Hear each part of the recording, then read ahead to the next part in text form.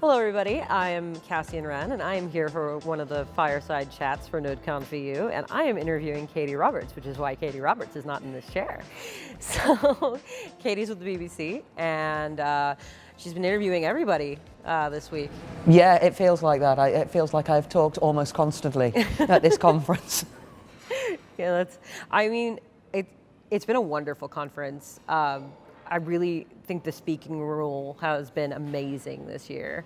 Yeah. The content, the speakers themselves, I think it's been a really good mix of topics. What do you think about the speaker lineup this year? I've really enjoyed the speaker lineup. There's been a really diverse range of things, of stuff that I've been incredibly, I wasn't aware of that. So a lot of the V8 stuff, I was so impressed to be able to see that. Benedict's talk, I know it was the last one, but and so it's fresh in my mind, but just seeing the impressive performance savings that his team have been working on, it was just really, really impressive. And it's the kind of thing that could easily go unnoticed. Mm-hmm. So it's so good to see that, and also sort of not just around Node, but the ecosystem around it as well. So with the Kubernetes and the Internet of Things stuff that with the guys from Skycatch are doing as well. So all of that sort of stuff, it's so interesting, and I feel very privileged to have been here.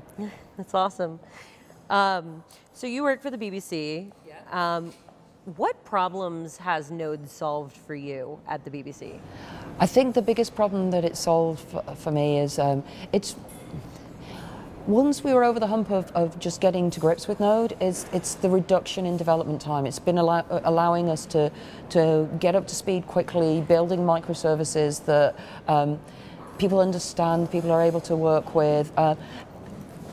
Being able to create Mayfly projects so you can spin stuff up and it doesn't have to last for years and years and years. So it has that ability to be spun up quickly, to experiment with it, and then if it doesn't work, it can fail fast.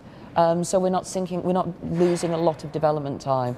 And also it has allowed us to have one language across my whole stack, which I think is brilliant. So we've got tests written in JavaScript, we've got the front end in JavaScript, we've got the back end in JavaScript, and it just means that we can have proper full stack developers, which I've always really, I've been an advocate for doing that.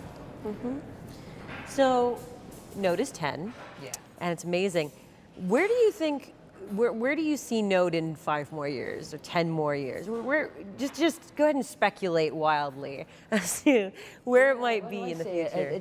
Well, I think the adoption of it has been so great, and I mean the BBC were quite early in adopting it, but it's great to see people like Bloomberg here, the big companies getting on the Node bandwagon, and that's coming with.